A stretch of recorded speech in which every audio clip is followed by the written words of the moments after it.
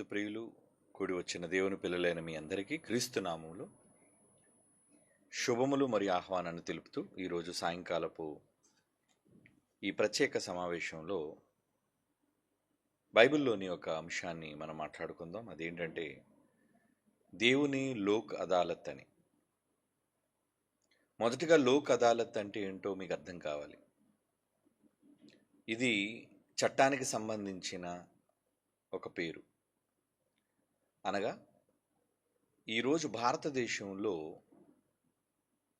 Supreme court, high courts మరియు తదితర జిల్లా కోర్టుల్లో పెండింగ్ ఉన్న కేసులు, అంటే మనుషుల మధ్య వివాదాలు, వ్యాజ్యాలు, గొడవలు, ఇవన్నీ ఎన్ని పెండింగ్లు ఉన్నాయో తెలుసా అండి? సుమారుగా 5 కోట్ల కేసులు పెండింగ్లు ఉన్నాయి. 5 కోట్లు అండి. 50 మిలియన్, మిలియన్స్లో అయితే 50 మిలియన్ కేసులు ఉన్నాయి. కోట్ల లెక్కల్లో చెప్పుకోవాలంటే 5 కోట్ల కేసులు ఇంకా కోర్టుల్లో నలుగుతున్నాయి. అందుకే మన దేశంలో న్యాయ వ్యవస్థలో జరగాల్సిన తీర్పు చాలా ఆలస్యం. కోర్టుకు వెళ్ళామంటే ఇది నెలల్లో జరిగేది కాదండి. సంవత్సరాలు సివిల్ మ్యాటర్స్ అయితే అండి సుమారు 12-15 సంవత్సరాలు, 20 సంవత్సరాలు కూడా సాగిన కేసులు ఈ దేశ చరిత్రలో ఉన్నాయి. అంటే దీనికి కారణం విస్తారంగా ఉన్న వివాదాల సంఖ్య, గొడవలు, మనుషుల మధ్య వ్యాజ్యాలు అని చెప్పచ్చు. అందుకు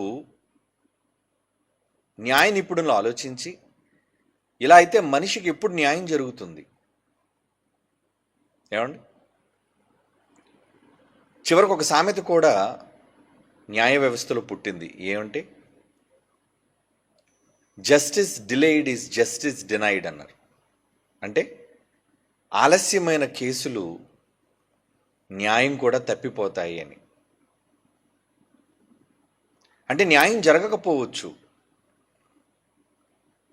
దానికోసం వీళ్ళంతా కలిసి న్యాయ వ్యవస్థలో ఉన్నవాళ్ళు ఆలోచించి చాలా త్వరితగతిన కేసులన్నీ క్లోజ్ చేయాలి అంటే మనం కొన్ని కొత్త స్పెషల్ కోర్ట్స్ ఓపెన్ చేయాలి అనుకున్నారు. వాటి పేరే లోక్ అదాలత్ అంటారు దాన్ని. అంటే ఇరు పార్టీల వారు అంగీకారానికి వస్తే ఈ స్పెషల్ కోర్టుల్లో, లోక్ అదాలత్తుల్లో కేసులు త్వరితగతిని క్లోజ్ చేసుకోవచ్చు. అది రాజీ పడడం కావచ్చు, సమాధాన పడిపోవడం కావచ్చు.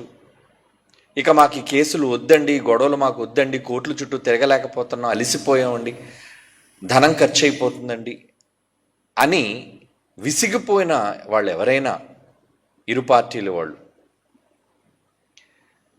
ఈ లోక్ అదాలత్లోనికి తమ కేసును ట్రాన్స్ఫర్ చేసుకుంటే త్వరగా క్లోజ్ చేసేస్తారు. అంటే సుమారు నెలలలో, రోజులలో కూడా క్లోజ్ అయిపోయే అవకాశాలు ఉన్నాయి. దీనికి కారణం న్యాయ వ్యవస్థలో ఉన్న కోటాను కోట్ల ప్రజలలో పేరుకుపోయిన కోట్ల సంఖ్యలో ఉన్న కేసులు. అది న్యాయం జరిగేసరికి ప్రాణాలే పోతున్నాయి, అవసరాలు తీరటం లేదు, సమస్యలుగానే ఉండిపోతున్నాయి. న్యాయం జరగాల్సిన వ్యక్తులే భూమిని విడిచిపెట్టి వెళ్ళిపోతున్నారు. అందుకోసం ఈ సరికొత్త నిర్ణయాన్ని తీసుకొని త్వరితగతిని కేసులు క్లోజ్ చేసుకోవడాన్నే లోక్ అదాలత్ అంటారు. ఎందుకంటే జనరల్ నాలెడ్జ్ కదా, మీరు కూడా నేర్చుకోవాలి అది, దేవుని పిల్లలారా. ఇంతకీ దేవుని లోక్ అదాలత్ అని నేను అందుకన్నాను అంటే, మనుష్యులు భూమి మీద ఎంతమంది ఉన్నారు ఈరోజు? సుమారు 850 కోట్లకు వరకు విస్తరించున్నారు ప్రజలు. ఈ 800 కోట్ల మంది ఈ తరంలో, ఒక తరం, ఈ ఒక్క తరంలో ఉన్న వాళ్ళకి దేవునితో వివాదాలు ఉన్నాయండి, గొడవలు. దేవునితో సమస్యలు పెంచుకుంటున్నారు మనుష్యులు. మరి దేవునితో వివాదాలతోనే చచ్చిపోయాం అనుకోండి, దానివల్ల వచ్చే నష్టం ఏంటో తెలుసా అండి? దేవునితో వివాదం పడి చచ్చిపోయాం అనుకోండి, పోయేది నరకం. కనుక మనం నరకానికి వెళ్ళిపోకుండా ఉండాలి అంటే బ్రతుకున్నప్పుడే ఇది బ్రతుకున్నప్పుడు జరగాల్సింది. దేవునితో వివాదాల్ని పరిష్కరించుకోవాలి. దేవునితో మనకున్న సమస్యలు ఏమైనా ఉంటే మనం వాటిని క్లోజ్ చేసుకోవాలి. పరిష్కారం ఒకవేళ మనం చూసుకోకపోతే మన చనిపోయిన తర్వాత మన ఆత్మలకు అది చాలా పెద్ద ప్రమాదంగా పరిణమిస్తుంది. అందుకే దేవునితో మాకు గొడవ ఏంటండి, దేవుడికి మాతో గొడవ ఏంటండి అని అనుకోవచ్చు. దేవుడికి మనుష్యులందరితోనూ సమస్యలు ఉన్నాయి ఆయనకి. ఎందుకంటే ఆయన సింహాసనం మీద ఉన్నాడు. ఆయన దగ్గర కూడా ఒక న్యాయ వ్యవస్థ ఉంది. న్యాయ వ్యవస్థ అంటే అది ఇంటర్నేషనల్ పీనల్ కోడ్ అంటారు దాన్ని, ఐపీసీ. ఒకప్పుడు ఇండియన్ పీనల్ కోడ్ని ఐపీసీ అని పిలిచేవారు. ఇప్పుడు పేరు మారింది. అయినప్పటికీ దేవునితో మనిషికున్న సమస్యను పరిష్కరించుకోవడానికి ఇంటర్నేషనల్ చట్టం ఉంది. అంటే ఇది భూమి మీద ఉన్న ఏ దేశానికి సంబంధించిన చట్టం కాదు, ఇది దేవుని చట్టం. యాకోబు దేవుని చట్టము అని బైబిల్లో చాలాసార్లు మనం చదువుకున్నాం. అంటే ఆయనకు కూడా ఒక చట్టం ఉందా? ఉంది. ఆయన సింహాసనం మీద కూర్చున్నాడా? ఉన్నాడు. మరి మన అందరం కూడా ఆయన సింహాసనం ఎదురు నిలబడాలా? నిలబడాలి. దేనికి సింహాసనం దగ్గర నిలబడాలి? తీర్పు తీర్చబడ్డానికి. ఇంతకీ తీర్పు ఎక్కడ జరుగుతుంది? భూమి మీదే. ఇప్పుడు ఈ లోకమునకు తీర్పు జరుగుతున్నది అని యేసుప్రభువారు అన్నారా? అన్నారు. లోకానికి తీర్పు ఎందుకు జరుగుతుంది? మనుషులకు వివాదాలు ఉన్నాయి కనుక. ఎవరితో? మనుషులతో మనుషులకి ఉన్నాయి, మనుషులతో దేవునికి ఉన్నాయి. ఇవన్నీ ఆలోచించి దేవుడు ఏమనుకున్నాడంటే ఒక నిర్ణయం తీసుకున్నాడు. నేను కూడా లోక్ అదాలత్ ఓపెన్ చేద్దాం అనుకుంటున్నాను. అంటే మీ సమస్యలను మీరు పరిష్కరించేసుకోండి. అంటే ఇది దేవుని దగ్గర నుంచి మనకు వచ్చిన ఒక గొప్ప బెనిఫిట్, ఒక గొప్ప అవకాశం అని చెప్పుకోవచ్చు. అప్పుడప్పుడు ప్రభుత్వాలు మారినప్పుడు రైతులు రుణమాఫీ అంటారు. అంటే ఒక 5 లక్షలు రైతు రుణపడిపోయాడు అనుకోండి, సరేనయ్యా నువ్వు ఇంకా 5 లక్షలు కూడా నువ్వు కట్టనవసరం లేదు. ప్రభుత్వం మారగానే చట్టాలు చేస్తుంటాయి. అలాగే బ్యాంకులు కొన్నిసార్లు రుణమాఫీలు చేస్తుంటాయి. బకాయి పడిన వాళ్ళకి కొన్ని ఆఫర్లు ప్రకటిస్తుంటాయి. ఏమని? ఒకవేళ నువ్వు ఒక 5 లక్షలు బ్యాంకుకి బకాయి పడ్డావు అనుకో, సంవత్సరం అయిపోయింది, 2 సంవత్సరాలు అయిపోయింది, 3 సంవత్సరాలు అయిపోయింది, 5 సంవత్సరాలు అయిపోయింది, అప్పు నువ్వు వడ్డీ కట్టట్లేదు, అప్పు తీరటం లేదు. అందుకు బ్యాంక్ ఏమంటుందంటే, సరేనయ్యా ఒక 50,000 కట్టేస్తే నీ 5 లక్షలు మేము క్లోజ్ చేసేస్తాం, నీ అప్పును తీర్చేస్తాం, ఇక నువ్వు వడ్డీకి మాకు కట్టవలసిన పని లేదు, నువ్వు మాకు బకాయి చెల్లించవలసిన పని లేదు. ఇదేంటిది? ఆఫర్. 5 లక్షలు ఎక్కడ, 50,000 ఎక్కడ? కనుక త్వరగా క్లోజ్ చేసుకోవడం కోసం ఏం చేస్తాడు మనిషి? పోతే పోయింది, 5 లక్షలు కొట్టుకోవడం కన్నా 4.5 లక్షలు మిగులుతాయి కాబట్టి ఎక్కడ దగ్గర అప్పు సప్పు చేసి ఒక 50,000 కట్టేసి ముందు నేను ఈ తలభారం కడిగేసుకోవాలి, ఈ అప్పుల బాధల నుంచి నేను బయటకు వచ్చేయాలని మనిషి పరిష్కరించుకుంటాడు. ఇలా బ్యాంకులతో పరిష్కారం, చట్టాలతో పరిష్కారం, ప్రభుత్వాలతో పరిష్కారం, ఇవన్నీ జరుగుతున్నాయి. మరి దేవునితో పరిష్కారం ఏది? దేవునితో మనుషులకి పరిష్కారం ఏది? అసలు మనిషి దాని గురించి ఆలోచించట్లేదు. అసలు మాకు దేవుడితో గొడవ ఏంటండి? ప్రతి ఆదివారం చర్చికి వెళ్తాం, భక్తిగా ఉన్నాం, మేము దశమ భాగాలు ఇస్తున్నాం, కానుకలు ఇస్తున్నాం, ప్రత్యేక ప్రార్థనలు చేస్తున్నాం, ఉపవాసాలు ఉంటున్నాం. ఇవన్నీ క్రైస్తవులు చెప్పుకున్నారు. ప్రపంచంలోని క్రైస్తవులు మనుష్యులు. మేము చాలా దాన ధర్మాలు చేస్తున్నాం, అయినా మీకు వివాదాలు ఉన్నాయి. మరి ఏంటి ఆ వివాదాలు? వాటిని ఎలా పరిష్కరించుకోవాలి? ఇంతకీ ఈరోజు నేను చెప్పే పాఠంలో మీ వివాదాలు అంటే ఏమైనా ఉన్నాయో లేదో మీరు చూసుకోవాలి. ఇప్పుడు మీరు అనుకోవచ్చు నాకు ఏ గొడవలు లేవండి దేవుడితోనని. ఒకవేళ ఎవరైనా అప్పులో ఇంటికి వచ్చినా, ఏమండి మీరు నాకు అప్పు ఉన్నారంటే, మీతో నేను ఎప్పుడనండి బకాయి ఉన్నాను, ఏం ప్రామిసరీ నోట్ ఉందా, మీకేమైనా మాట ఇచ్చానా, మీ దగ్గర అప్పు తీసుకున్నానా అని. లేకపోతే మనిషి ధైర్యంగా అనగలడు. ఒకళ్ళు ప్రామిసరీ నోట్ మీద సంతకం పెట్టావు అనుకో, కాగితాల మీద సంతకాలు ఉన్నాయనుకో, అప్పుడు ఏం చేయగలవు నువ్వు? దేవుడు మనుషుల దగ్గరకు వచ్చి అంటున్నాడు, ఏమని? నీ వ్యాజ్యం తీర్చుకో, నీతో నాకు గొడవ ఉంది, మీరు పరిష్కరించుకోవాలి. ఆ పరిష్కరించుకోవడానికి నేను మీకు అవకాశం ఇస్తున్నాను అంటున్నాడు. ఏంటి? చదువుదాం, బైబిల్ తెరిచి చూద్దాం. యెషయా గ్రంథం 1వ అధ్యాయం 18వ వచనం చూడండి. యెషయా గ్రంథం 1:18 యెహోవా ఈ మాట సెలవిచ్చుచున్నాడు, రండి మన వివాదము తీర్చుకుందుము. ఏంటి మన వివాదం అంటున్నాడు? ఏంటి యెహోవా తండ్రి మాట్లాడుతున్నాడట. ఏమని? మనుషులతో. రండి అంటే లోక్ అదాలత్కి ఎవరు పిలుస్తున్నారు? పరిష్కరించుకోవడానికి ఎవరు పిలుస్తున్నారు? తండ్రే పిలుస్తున్నాడు. రండి మన వివాదమును తీర్చుకుందాము. ఇంతకీ వివాదం దేంతో అంటే, మీ పాపములు రక్తము వలె ఎర్రనివై, అవి హిమము వలె తెల్లబడు, కెంపు వలె ఎర్రనివై, అవి గొర్రెబొచ్చు వలె తెల్లవగును. నేను వాటిని మార్చాలి అంటే ఏమండి? మీరు పరిష్కరించుకోవాలి. మీ రుణమాఫీ నేను చెయ్యాలి అంటే మీ పాపాల మాఫీ కూడా నేనే చెయ్యాలి. ఏమండి? అయితే మీరు అనుకోవచ్చు, పాపాల కోసమా? మేము బాప్తిజం పొందేసామండి, మేము ఇప్పుడు పాపులం కాము, ప్రభు రక్తంలో కడగబడిన వాళ్ళం, కనుక మాకు రుణమాఫీ ఎందుకు, దేవునితో మాకు సమాధానం ఎందుకు అని అనుకోవచ్చు. పొరపడతారు అలాగనుకుంటే. దేవుడు అంటున్నాడు, ఏమని దేవుడు ఆహ్వానం పలుకుతున్నాడు మనుషులకి? రండి మన వివాదము తీర్చుకుందాం. మన వివాదం అంటే మీకు నాకు ఉన్న గొడవ. మీకు నాకు సమస్యలు ఉన్నాయి, ఈ సమస్యలు మనం తీర్చుకుందాము. మనం కూర్చుంటే జరిగిపోతాయి. అవునా? అంటే మనుషులకు దేవునితో గొడవలు ఉన్నాయా, వ్యాజ్యాలు ఉన్నాయా? మనిషి పుట్టినప్పటి నుంచి ఉందండి. ఏదైనా తోట నుంచి గొడవ ఆరంభమైందండి. దేవుడు చెప్పిన మాటని కాదన్నప్పటి నుంచి మనిషికి దేవునికి విరోధం, వ్యాజ్యం, వివాదం చెలరేగిపోయిందండి. కాదంటారా?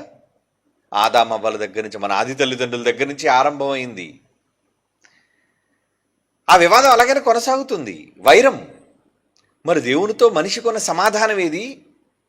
దేవునితో మనిషి చూసుకుంటున్న పరిష్కారం ఏది? నువ్వు నీ సమస్యలను పరిష్కరించుకోవా? ఎప్పుడు సమస్యలతోనే ఉంటావా? ఈరోజు మనిషికి హైపర్ టెన్షన్ రావడానికి, డయాబెటిక్ కావడానికి కారణం ఏంటో తెలుసా అండి? సమస్యలే.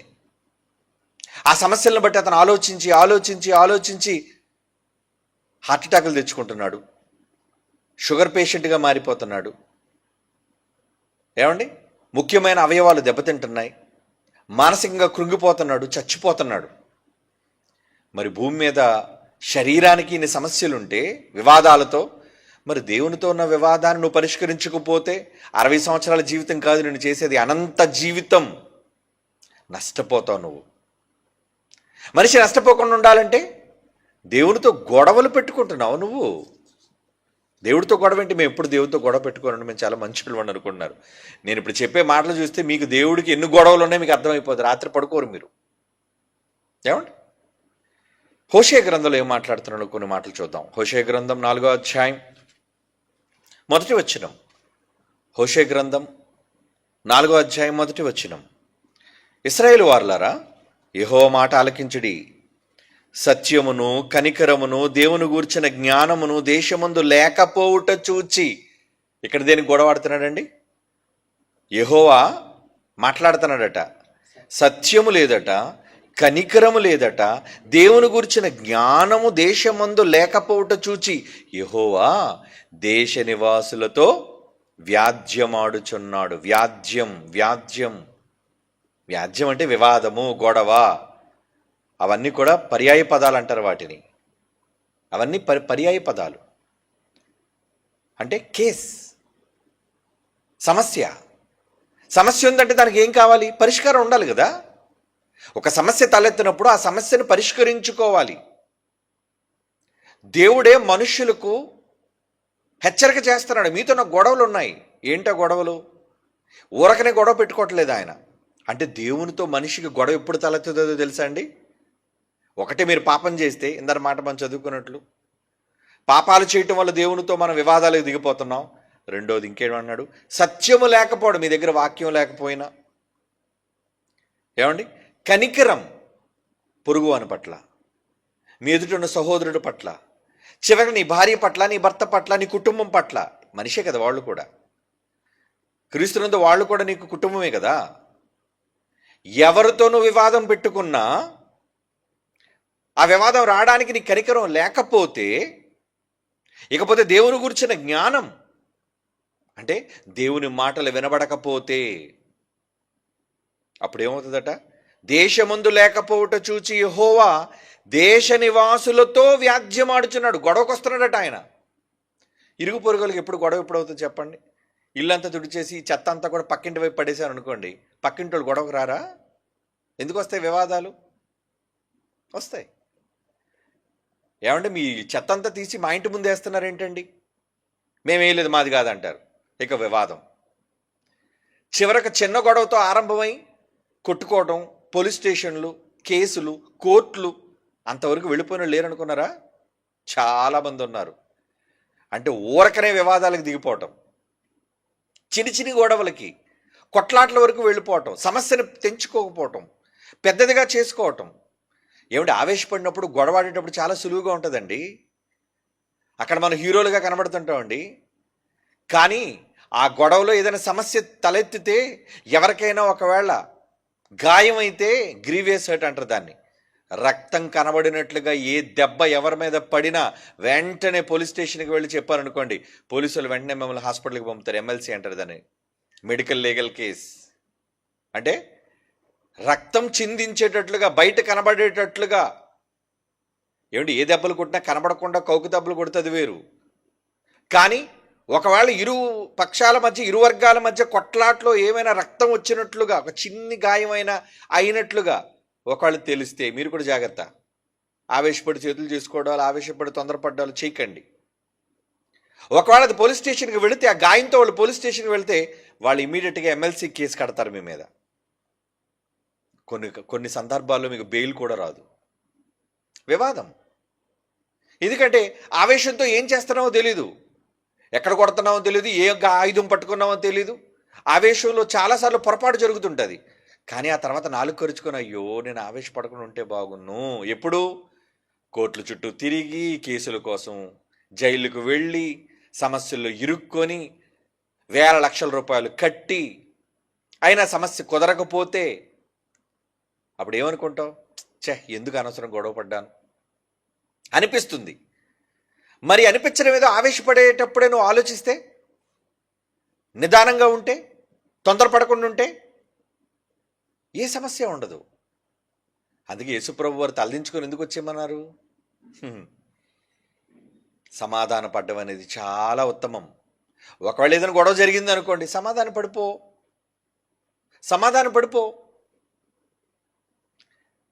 ఎన్నో రకాలైన తప్పుడు కేసులు మీ మీద పెట్టచ్చు. సమాధాన పడిపో. నీకు టెన్షన్ పోద్ది, నీ ఖర్చులు తగ్గిపోతాయి. అలా మనుషులు సమాధాన పడ్డానికి వెళ్ళేదేనండి లోక్ అదాలత్.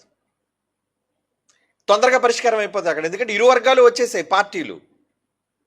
ఆ ఇరు పార్టీలు కూడా రాజీ పడిపోవడానికి సిద్ధపడిపోయారు, సమాధాన పడడానికి ఇష్టపడుతున్నారు, గొడవలు వద్దనుకుంటున్నారు. ఓకే, మీ కేసు కొట్టేసాం, వెళ్ళిపోండి. దేవుని పిల్లలారా, సమస్య మనుషులతోనే ఇంత తీవ్రంగా ఉంటే సమస్య దేవునితో అయితే ఇంకెంత తీవ్రంగా ఉంటుందో ఆలోచించండి. అంటే ఇలాంటివి లేకపోయినా దేవుడు గొడవాడతాడా? దేశంతోనే గొడవాడుతున్నాడు. మీతో గొడవాడ్డా, మీ కుటుంబంతో గొడవాడ్డా? చెప్పండి.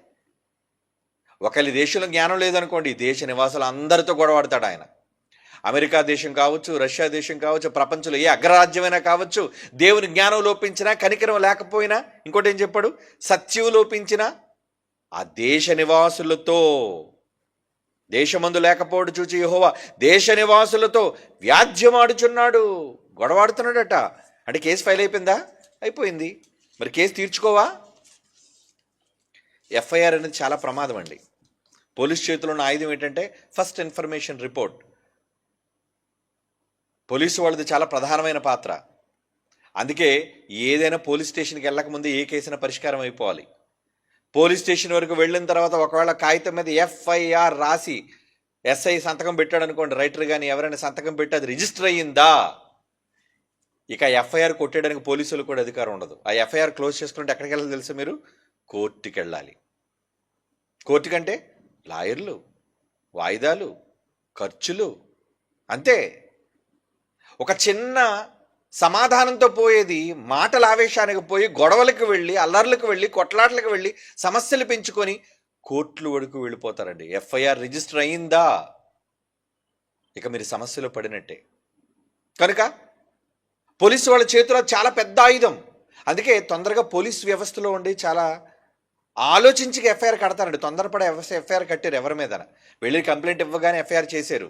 ముందు ఇరు వర్గాల్ని పిలిపిస్తారు. ఏంటి నిజమా కాదా, ముందు సమస్య పరిష్కరించడానికే చూస్తారు వాళ్ళు కూడా. ప్రతి పోలీస్ స్టేషన్లో ఏ అధికారైనా ముందు ఇరు వర్గాల్ని కూర్చోబెడతారు. సమాధానం పడిపోండారు, ఎందుకు గొడవలు అంటాడు. కానీ తప్పు ఎవరి వల్ల అయితే జరిగిందో, ఏమండి, వాళ్ళు ఒకళ్ళు తగ్గడానికి చూసినా ఎవరి వల్ల అయితే ఇబ్బంది పడ్డారో అస్సలు తగ్గరండి. అక్కడ వాళ్ళు తగ్గరు. మేము కేసు పెడతాం అంతే, మేము ఊరుకో. దానివల్ల వచ్చే సమస్య ఏంటి, ఏమండి? కనుక ఇటువంటి సమస్యలన్నీ ఉంటాయి. కాబట్టి దేవుడు ఏమన్నాడు? పరిష్కారం, పరిష్కారం, పరిష్కారం. మీరేం చేసుకోవాలి? పరిష్కరించుకోండి. నేను మంచోడ్నే. దేవుడు తన గురించి ఏం చెప్పుకున్నాడు చూడండి. యోవేలు గ్రంథం 2వ అధ్యాయం 13వ వచనం. యోవేలు గ్రంథం 2వ అధ్యాయం 13వ వచనం. మీ దేవుడని యెహోవా కరుణా వాత్సల్యములు గలవాడును, శాంతమూర్తియు, అత్యంత కృపగలవాడునయ్యుండి తాను చేయనుద్దేశించిన కీడు చేయక పశ్చాత్తాపపడును గనుక మీ వస్త్రములను కాక మీ హృదయములను చింపుకొని ఆయన తట్టు తిరుగుడి. మీ మనసులో బాధలు ఏమైనా ఉంటే, సమస్యలు ఏమైనా ఉంటే మీరేం చేయాలి? మీ హృదయాలను చింపుకోమంటున్నాడు. హృదయాలు చింపుకోవడం అంటే పశ్చాత్తాపంతో దేవుని కాళ్ళ మీద పడండి అని, తిరగండి, ఆయన తట్లు తిరగండి అంటున్నాడు. చూడండి, ఒకవేళ మీరు సమాధాన పడలేదనుకోండి దేవునితో, సమస్య ఏంటి? ఏమండి? యెషయా గ్రంథం 1వ అధ్యాయం 15-16 వచనాలు చూడండి. యెషయా గ్రంథం 1వ అధ్యాయం 15-16 వచనాలు. మీరు మీ చేతులు చాచినప్పుడు మిమ్మల్ని చూడక నా కన్నులు కప్పుకొందును. నాతో సమస్య తెచ్చుకున్నాను అనుకో, ఊరికైనా దేవుడు ప్రార్థన చేస్తే దేవుడు వింటాడా? వినడు. మీరు సమస్యలో పడినప్పుడు, ఏ సమస్యలోనైనా పడినప్పుడు దేవుడా దేవుడా దేవుడా అని మీరు అంటున్నారు అనుకోండి, మీ వ్యాధ్యం పట్టించుకొని. ఎందుకంటే దేవుడు తలుచుకుంటే ఏ సమస్య రాదండి. దేవుడు తలుచుకుంటే ఏ సమస్యలను పరిష్కరించగలడండి. మరి దేవుడి దగ్గరికి ఎప్పుడు వెళ్తాడు మనిషి? సమస్యలో పడినప్పుడు. ఏ సమస్యలో పడినప్పుడైనా దేవుడు అని పేరు ఎత్తుతాడు. అప్పుడు దేవుడిని స్వరం వినాలి అంటే ముందు దేవుడితో నీకు గొడవ ఉండకూడదు. మీకు అర్థమైందో లేదో? లోకంలో ఏ సమస్యనైనా మీరు తీర్చుకోవాలి అంటే దేవుడి దగ్గర తీరుతుంది, ఎందుకంటే ఆయన తీర్చగలడు. మరి ఒకవేళ సమస్య దేవునితోనే అయితే ఆయన ఏమంటున్నాడు చూడండి. మీరు మీ చేతులు చాచినప్పుడు నన్ను సహాయానికి వస్తారు కదా నా దగ్గరికి, మిమ్మల్ని చూడక నా కన్నులు కప్పుకొందును, మీరు బహుగా ప్రార్థన చేసినను నేను వినను, మీ చేతులు రక్తముతో నిండి ఉన్నవి, మిమ్మల్ని కడుగుకొని శుద్ధి చేసుకొనండి, మీ దుష్క్రియలు నాకు కనబడకుండా వాటిని తొలగించుకొనండి. ముందు మీరు బాగుపడండి, మీరు పరిష్కరించుకోండి, నేను కోరుకున్నట్లుగా మీరు మారండి, అప్పుడు నేను వింటాను. చూసారా ఆయన మాటలోని అర్థం? అంటే ఈరోజు మానవ సమాజం దేవునితో సమస్యను పరిష్కరించుకోవాలి. ఆయనలో ఆఫర్ ఇచ్చేశాడు ఆయన, రండి వివాదాలు పరిష్కరించుకుందాం. లోక్ అదాలత్ ఓపెన్ చేస్తాడు ఆయన. త్వరగా, ఈజీగా అయిపోద్ది, త్వరగా క్లోజ్ అయిపోద్ది మీ కేసు. సమస్య నుంచి త్వరగా బయటపడిపోతారు మీరు. అప్పుడు మీరు దేవునితో సమస్య లేదనుకోండి, మీ అవసరం వచ్చినప్పుడు దేవుడిని ఏది అడిగినా ఆయన వెంటనే పలుకుతాడు. చాలామంది అంటారు, ఏమండి మేము దేవుడికి ప్రార్థన చేస్తున్నాడు, ఎందుకంటే మాకు రెస్పాన్స్ రావట్లేదు? ఏదో సమస్య ఉందన్నమాట, దేవుడితో గొడవ ఉంది నీకు. ఎందుకంటే ఆయన మైండ్ ఎలాంటిదో వీళ్ళకి తెలియదు. ఎంతసేపు ఈ దొంగ బోధకులు నేర్పించేది ఏంటి? మీరు ఏ సమస్య ఉంటే దేవుడిని అడగండి, దేవుడు మీకు తీర్చేస్తాడు, దేవుడు మీకు చేసేస్తాడా? ఎందుకు చేస్తాడు? దేవుడు మీ సమస్య ఎందుకు పరిష్కరిస్తాడు? ఇక్కడ ఆయన ఏమంటున్నాడు అనేది బైబిల్లో పరిశుద్ధాత్మ వల్ల రాయబడిన మాట చదవాలి కదా. ఏమంటున్నాడు ఆయన? యెషయా గ్రంథం 1:15-16 అండి. ముందు మీ చేతులు చాచినప్పుడు నేను మిమ్మల్ని చూడక నా కన్నులు కప్పుకొందును. అంటే ఆయన కప్పేసుకుంటాడా? చూడకుండా ఆయన పక్కకి వెళ్ళిపోతాడా? వెళ్ళిపోతాడు. ఏమంటే ఇంకేమన్నాడు? మీరు బహుగా ప్రార్థన చేసినను మీ మనవి వినను. మీరు ఉపవాసముడు ప్రార్థన చేసినా దేవుడా దేవుడా దేవుడా అన్నా నేను పట్టించుకోను. అంటే ఇలాంటి మనస్తత్వం కూడా దేవుడి దగ్గర ఉందా? ఉంది. మరి మీలో ఎంతమందికి తెలుసు? తెలీదు. ఎందుకు తెలీదు? మీరు క్లాసులకు రారు, బైబిల్ చదవరు. ఏమండి మాలాంటి వాళ్ళు చెప్తే మీరు విన్నారు. ఎన్నో మీకు తెలియని విషయాలు బైబిల్లో ఇక్కడ చెప్పబడుతున్నాయి. కానీ ఎందుకు ఇష్టపడరు మనుషులు? మాకు అంతా తెలుసండి బైబిల్, మేము మహాభక్తి పరులం అండి. ఈ ఓవర్ కాన్ఫిడెన్స్ అంటారు దాన్ని. మిమ్మల్ని నరకానికి నడిపించేది, మిమ్మల్ని ఇబ్బందులు పాలు చేసేది, దేవుడు మీ పట్ల స్పందించకుండా ఉండడానికి మూలం ఇవే. స్పందించడు ఆయన. అడుగుతావు అడుగుతావు అడుగుతావు, నీ దగ్గర సమాధానం దేవుడి దగ్గర నుంచి రాదు. ఎందుకు రాదు? నీ దుష్టక్రియలు. నేను వినను, నువ్వు నాకు నచ్చటం లేదు, నాకు నచ్చని వాడుగా నువ్వు ఉన్నావు, నువ్వు ప్రార్థన చేస్తే నేను ఎందుకు వినాలి అంటున్నాడు దేవుడు. కాబట్టి సులువుగా తెలివిగా మీరు ఏం చేయాలి? ప్రభువా, ముందు నీకు నాకు గొడవలు పరిష్కరించేసుకుందాం ప్రభువా. నువ్వు లోక్ అదాలత్ ఓపెన్ చేశావు కదా, అంటే లోక్ అదాలత్ అని అనడానికి కారణం ఏంటంటే స్పీడ్గా, త్వరగా మీ సమస్యలు పరిష్కరించబడే, భూమి మీద వ్యాజ్యాలు పరిష్కరించబడేదాన్ని లోక్ అదాలత్ అంటారు. మరి ఇప్పుడు దేవుడు కూడా రండి పిలిచాడు కదా, ఆయన రండి, మన వివాదం అన్నాడు, మన వివాదం పరిష్కరించుకుందాం రండి. పిలిచినప్పుడు వెళ్ళకపోతే, ఆఫర్ ఇచ్చినప్పుడు వెళ్ళకపోతే ఏమవుతావు? ఏమండి, అప్పు తీర్చడానికి కోర్టు వాళ్ళు వచ్చి నీకు రుణమాఫీ చేస్తాం అన్నప్పుడు కానీ నువ్వు ఒప్పుకోలేదు అనుకో, మాకు అక్కర్లేదు అన్నావు అనుకో, నీ రుణానికి ఏం చేస్తాడు? నువ్వు చస్తావా కడతావా? భారం నీదే. కనుక అవకాశం వచ్చినప్పుడు సమస్యను పరిష్కరించుకోవడానికి చూడాలి. ఇంకా దాన్ని ఎక్కువ చేసుకుంటారంటే ఎలా? ఏమండి, ఇప్పుడు దేవుడు అన్న మాట. కనుక మనిషి దేవుడితో చాలా సమస్యల్లోనికి ఇరుక్కుపోయాడు. ఎలాంటి ఇరుక్కుపోయాడు? తప్పులు చేసి ఇరుక్కుపోతున్నాడు, జ్ఞానం నేర్చుకోక ఇరుక్కుపోతున్నాడు. ఏమండి, ఇందాక మనం ఏం చదువుకున్నాం? లోకమందు జ్ఞానం లేకపోవడం, దేశంలో జ్ఞానం లేకపోవడం వల్ల వ్యాజ్యం ఆడుతున్నాడు. మరి మీ కుటుంబంలో జ్ఞానం ఉందా? మీ పిల్లలకు జ్ఞానం నేర్పిస్తున్నారా? మీలో చాలామందికి పిల్లలు ఉన్నారు, మీ పిల్లలందరూ నిజంగా పరీక్షలు రాస్తున్నారా? చెప్పండి. పరీక్షలు మాకెందుకండి అను, జ్ఞానం నేర్పించరా మీ పిల్లలకి?